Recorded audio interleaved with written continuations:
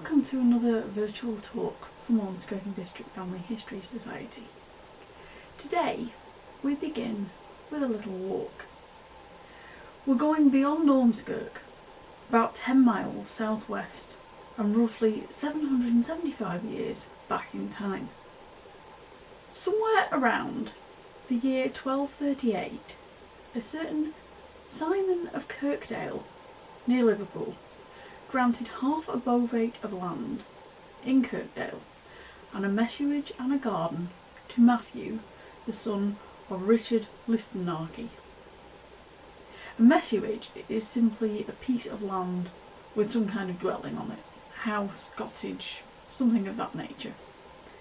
A bovate is a measure of land, an old way of calculating the area of a piece of property. A bovate in today's terms would be somewhere between 15 and 20 acres. It's not an exact measurement as we understand it today. So what was interesting about this agreement? What has it got to do with this video talk? Simply that the rent that Matthew paid was £1 of cumin per year, the spice cumin. Or going by a random price comparison using national supermarket websites, that would be about £9.7 in today's money if you wanted to buy a pound of cumin. So Matthew had to pay his rent in spices, which means that spices were essentially a kind of currency, and we can infer from this that they must have been quite valuable. And this may also be why you may sometimes find references to things like peppercorn rents. It's a tiny token sum of money. If you've got one of those pepper mills at home that you grind yourself, you will know exactly how small a peppercorn is. So what is quite clear here is that spices were valuable. And in Ormskirk, one particular spice has come to be associated with the town, an essential ingredient in that most famous of confections, Ormskirk Gingerbread. Every September, the Heritage Open Days scheme runs in England. In former years, churches, museums, local archives, all sorts of other historically interesting places have opened their doors to the public free of charge. With 2020 and in some cases still in 2021, things are a little bit different. But every year they seem to pick a theme for the Heritage Open Days, and in 2021 that theme is Edible England, which seemed like a great opportunity to revisit the history and folklore behind Ormskirk gingerbread. Several years ago we did make a really brief YouTube video about some of the people who sold gingerbread in Ormskirk. So this year we're going to look at a few other historical resources which will help us to get an idea of just how famous Ormskirk gingerbread actually was.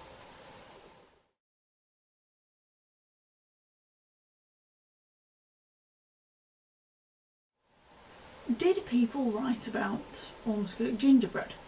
It turns out that actually yes they did. It is mentioned several times in various kind of books that were published during the 19th and 20th centuries. So let's have a look at some of them. First up, we've got the Victoria County History, as it's sometimes called, or A History of the County of Lancaster, Volume 3. This was published in 1907, so 114 years ago. And it includes a few pages about the town of Ormskirk. And one of the very first things that it tells us about the town is this. The fine old market town of Ormskirk, noted for its gingerbread, lies on sloping ground on the side of a ridge, whose highest point is 254 feet above sea level. So we don't really need the geographical information there, but they've made an immediate point that Ormskirk is known for gingerbread. So we can see at once that the connection is more than 100 years old. But can we go further back? Well, just 7 years before, Joseph Wright assembled volume 6, a kind of supplement to the English Dialect Dictionary. It combined all sorts of local dialect words with a translation into plain English, I suppose you call it. All the words that were used in different parts of the country. And on page 116 he mentions ginshade, Lancashire, so it's a Lancashire dialect word. In combination, Ormskirk Gingerbread, a corruption or misprint for gingerbread, a particular kind of gingerbread made in small round discs for which Ormskirk is noted. So again, some quite clear evidence there that Ormskirk and gingerbread are linked. And when we go even further back in time, that's right at the end of Queen Victoria's reign, if we go right back to the year when she actually became Queen, in 1837, George Newnham Wright publishes that year a new and comprehensive gazetteer of the whole of Britain, essentially. Again, it's printed in multiple volumes, and in volume 4 he mentions Ormskirk. He says, "The inhabitants are also celebrated for making fine gingerbread and sweetmeats, which meet with a rapid sale in the surrounding towns and are even exported." So there seems to be a kind of cottage industry. Ormskirk gingerbread is so well known at the beginning of the Victorian period that it's actually being shipped out beyond the town to other places. We don't know where those other places are, but we know that Ormskirk gingerbread is travelling, and therefore the association with Ormskirk and gingerbread is also travelling, we suppose. So that's the year when William IV dies and his niece Queen Victoria becomes the first reigning queen since Queen Anne when she died in 1714. So it makes you wonder just how long had Ormskirk been known for these little, apparently round, gingerbreads? Let's find out.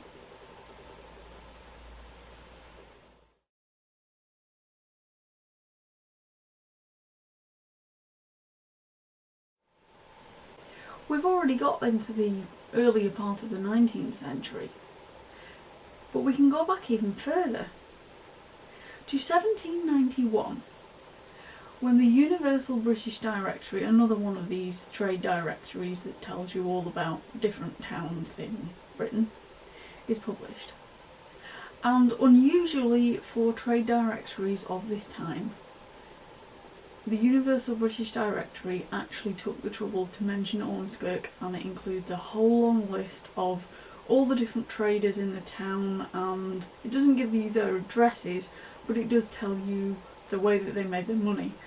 All sorts of interesting people can be found in there. People running toy shops, somebody's running a Staffordshire ware shop, so that's like Wedgwood porcelain and things that are coming up from the potteries, I suppose. Butchers, bakers, shoemakers particularly. And even one James Gregory, who is noted to be a gingerbread baker, not a general baker, a gingerbread baker.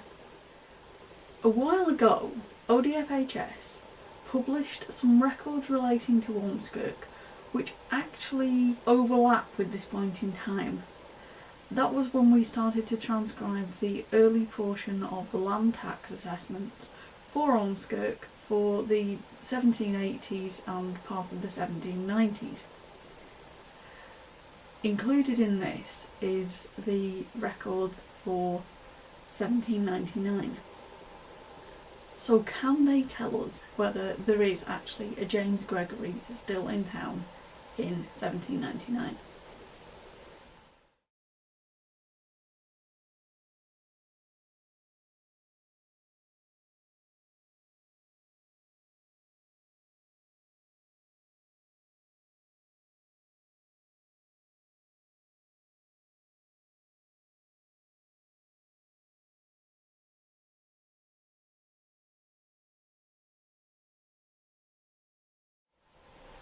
So it would seem from this that there are at least two candidates who could be our gingerbread baker maybe to find out more we need to look at parish registers. When we look through those, we actually discover there are several James Gregorys in Ormskirk. This is not going to be an easy task. But one of them that I found particularly interesting was a James Gregory who married Cicely Atherton, or Atherton, depending on the transcription, at Ormskirk in September of 1756. The baptism registers would suggest that they had 9 or 10 children. From that, we can build a theoretical family tree for those.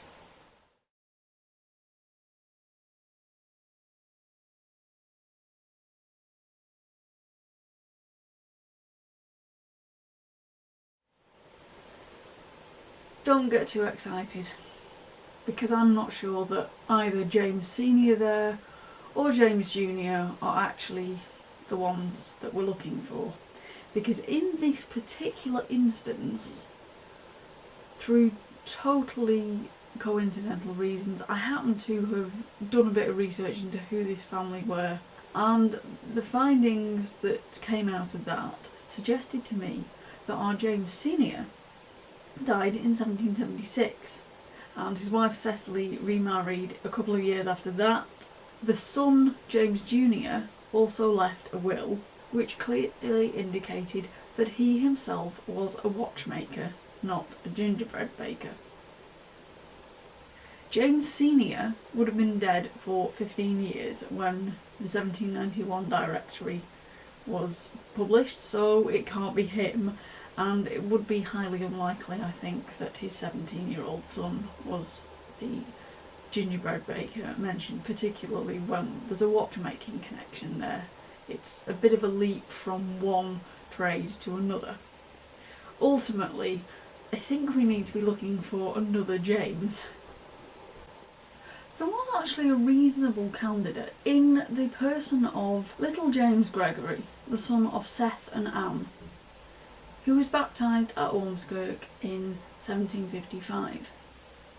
Unfortunately, the son of Seth and Anne was buried about 3 days after he was baptised, so it isn't him. There is another possibility. A John Gregory and Anne Lurriman got married at the parish church in December of 1748. They have 3 known children baptised at Ormskirk. Henry in 1751, James in 1752, Mary in 1754. So this is promising, because this James would be nearly 40 in 1791. So perhaps that was the James Gregory who leased property to the Richard Gregory that we saw in 1799 on the land tax returns. And perhaps he was also the same James Gregory who married Fanny Farrer at Ormskirk on the 8th of June 1788. Parish registers then tell us that they had 7 children baptised there over the next 11 years. When I looked further into this, I then realised that there was a distinct possibility that this James was buried at Ormskirk on the 25th of February 1802, which would mean he was just coming up to his 50th birthday when he died. 7 months after this, even more interestingly, there is a record that Francis Gregory marries John Ridioff on the 29th of September 1802, so not too long afterwards. Fanny Ridioff was buried at Ormskirk in November 1830. Her age on the burial register suggests that she was born somewhere around 1761, which would make her 27 years old approximately in 1788 when she theoretically married James Gregory, and it would have made her 41 when James died in 1802, so she's a reasonable possibility. And it is a totally logical step at that point in time for a widowed mother with several children to remarry, because how else are you going to support yourself? Based on that information, we can actually create a possible family tree for our gingerbread baker.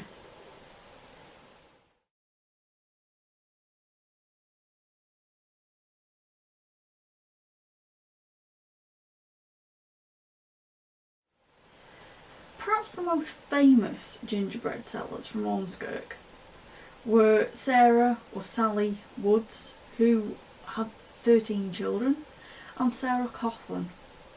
Originally from Liverpool, Sarah Coughlin married into the Files family and was better known under the name Sarah Files. The Files family had a long connection to gingerbread, and Sarah had the business sense to advertise Files gingerbread with the tagline that it had been established in around 1732. She put this on all her promotional leaflets or adverts in the paper. Her family's connection went back quite a long way, all the way back to probably around the time when our James Gregory was born. But there's another family in Ormskirk with a link to gingerbread making that I think is worth talking about. And this time, 4 generations of them were going to get involved.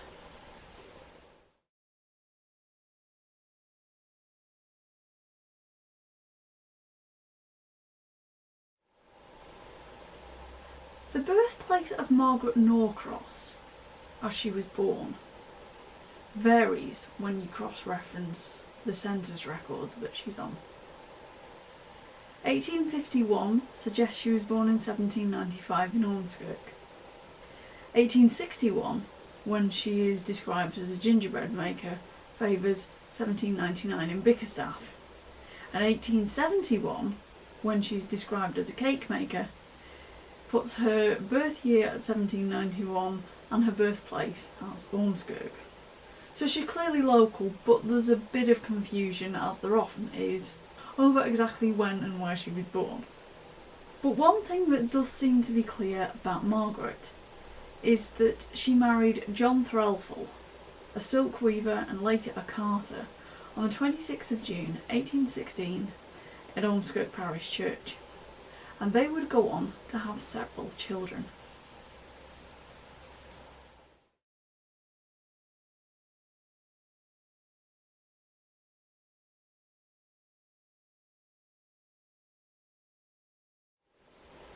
By 1841, the Threlfalls lived on Burscough Street, right in the centre of town, in Ormskirk, with their 3 daughters, Elizabeth, Alice and Catherine. And 2 of those girls were later noted to have links to gingerbread on subsequent census records. So let's just adapt that family tree a little bit.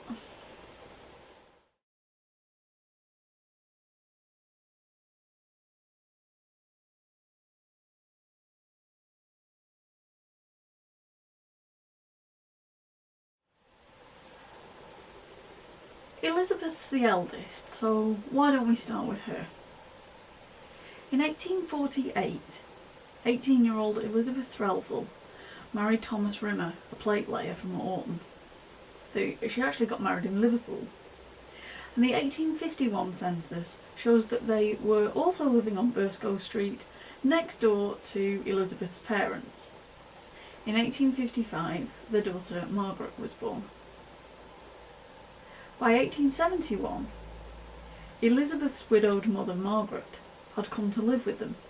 She's 80. She's still working. The census describes her as a cake maker. Actually, Margaret lived until 1878 when she died in Ormskirk. So she had a really good life, actually, nearly 90 years old. On the 2nd of January 1877, Elizabeth's daughter Margaret Rimmer, and probably her grandmother's namesake, then aged 21, married James Francis, a butcher from Nottingash in Liverpool.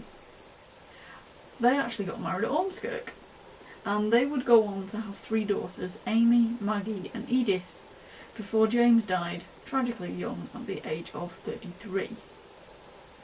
So the Francis family moved into 17 Wigan Road, Ormskirk, which is not too far from the building where the ODFHS library is. It must be on the same side of the road, in fact. And with them was Margaret's widowed mother, Elizabeth, who is described as a gingerbread manufacturer. They remain there until at least 1911, and by then Margaret is also making gingerbread with help from her niece Florence. Margaret continued to live in the local area as far as records suggest until she died herself in 1924. But you may remember, of course, that Margaret Norcross and John Threlfall had another daughter who went on to become a gingerbread maker. So what's Kate's story? Kate was only 17 when she got married for the first time. Her husband was Ralph Pilkington, a butcher, and the wedding took place in Liverpool. They would have 2 children, James and John, in Ormskirk, before Ralph died in 1857. He was only 24, so again very, very young. Kate, as a young widow with small children to provide for, did what many women in her situation would have done in the past. She got married again. She remarried in 1859 to Edward Barton, who was a railway plate layer. Of course, the railway in Ormskirk by then was open. And by 1861, she and Edward and their baby, Thomas, who's about a year old, along with Kate's sons from her first marriage, were all living together at Lewis's yard on Burscough Street in Ormskirk with Kate's mother Margaret. So Margaret seems to live with various members of her family, and Kate and Margaret were making their own contribution to the household income. The 1861 census tells us that both were described as gingerbread maker. Margaret was buried at Ormskirk Parish Church in March of 1878. Her burial record says that she was 91, and we also know that besides her daughter Kate, her elder daughter Elizabeth was also involved in gingerbread making, as were some of Elizabeth's descendants too, so they really are keeping it all in the family. On that note, why don't we put all of that information together and let us create one great big family tree that shows 4 generations of gingerbread ladies.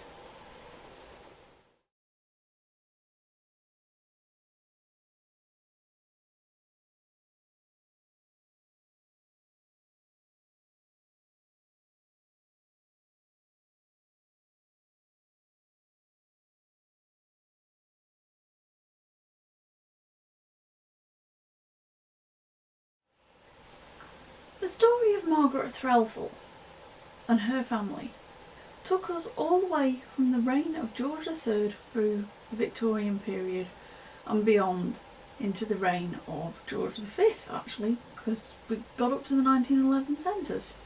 I found this late 19th century recipe book that gives us some really practical information, and it mentions Ormskirk gingerbread. This is Mrs. Charles H. Gibson's Maryland and Virginia cookbook, published in 1894. It says that it was prepared and tested by Mrs. Charles H. Gibson of Ratcliffe Manor, Eastern Talbot County, Maryland. It was published by John Murphy and Company of Baltimore, and you can actually read a digital version of it online free of charge if you want to. I'm going to put a link to that in the description box. And the dedication actually reveals that the author was Marietta P. Gibson. She dedicated the book to my mother, Mrs. Anne Holmes Powell. And her motive in writing this book was simply the art of cooking made easy. She wants people to learn how to cook in a simple way. And you can find all sorts of things listed in the contents of this book. All sorts of breads, soups, pies, cakes. Although I think I'll pass on the broiled squirrels. I don't know about you, it doesn't appeal to me.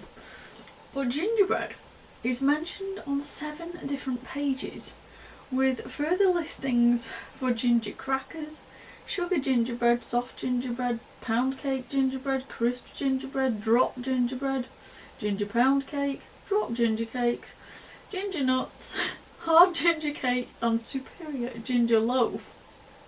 And then there's a separate mention of Ormskirk gingerbread. That's an awful lot of ginger you're going to need. So how does Mrs. Gibson tell us to make Ormskirk gingerbread? From page 178. 2 eggs, beaten light. 2 pounds flour. 1 pound brown sugar. 3/4 pound butter or lard. 1 pint of molasses. I'd use treacle myself. It's similar enough, isn't it? 1 ounce of ginger, 1 ounce of cinnamon, mixed. Beat well together. To make very rich, add candied lemon peel or orange peel. It must be dropped with a spoon in the pan. So you must just pick it up, spoonfuls of mixture, and drop it on your baking tray, I suppose. Personally, I don't use eggs in mine. I go for more like a biscuit dough, but as I mentioned before, there are many varied recipes, interpretations of Ormskirk gingerbread, and I'm not quite sure which one is the most authentic. But modern cooks may notice 1 or 2 essential details are missing in Mrs. Gibson's recipe. We don't know anything about how hot the oven should be, even allowing that they would not have the digital controls that we have today. And neither does she tell us how long we should cook these gingerbreads for. Perhaps this is simply because everybody's oven would be so variable that you had to just keep an eye on them, use your best judgment. You would know yourself what kind of temperature and for what length of time you needed your oven to be on to produce edible biscuits. But it is amazing to think that people may have been trying to make Ormskirk gingerbread even in late 19th century America. So just one little confection from a market town in Lancashire spread across the sea to another part of the English speaking world, and that is quite an amazing thing to think of.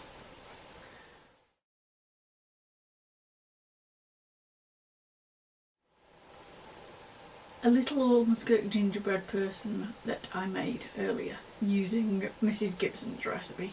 These are quite crunchy, not over gingery because I didn't put a great deal of ginger in, to be fair. I've got that nice chewy consistency because of the candied peel, but I have seen all sorts of other recipes that do or don't include various things. This particular one calls for syrup. I usually put golden syrup in it, but I've seen an awful lot that don't. This one's got candied peel in. I've seen ones that don't mention candied peel. Some have mixed spice in. I have put cinnamon in this instead, with a bit of ginger. So there are definitely lots of variations on the Ormskirk gingerbread recipe, and I'm not sure which one is the most authentic. Perhaps everybody developed their own idiosyncratic recipe, because there were clearly a lot of gingerbread traders in Ormskirk. What we the society would like to know is, are you related to any of these gingerbread sellers? The census records definitely show that it wasn't just women, although there were a huge number of women who were involved in the trade. There were quite a few men as well. There is no reason that you can't be a direct descendant of an Ormskirk gingerbread man, as well as an Ormskirk gingerbread lady. I've tried to keep this to the social history side and draw in a few of the resources that you might turn to when you are researching family history: the trade directories, the census records, and of course the family tree diagrams, which are pretty much an essential part of sketching out your family tree. There may be other explanations for some of the family connections that I've discussed. I'm not absolutely sure that all of them are right.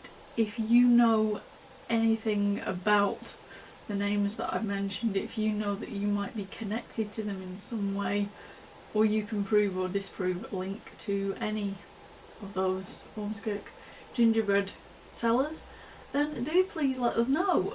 We would love to have some feedback, and we hope that you enjoyed this video, which has been done specially to tie in with the Heritage Open Day scheme. We hope that we'll have another video ready at some point in the future. If you've got any suggestions for topics, we'd love to hear them. And in the meantime, thank you for listening.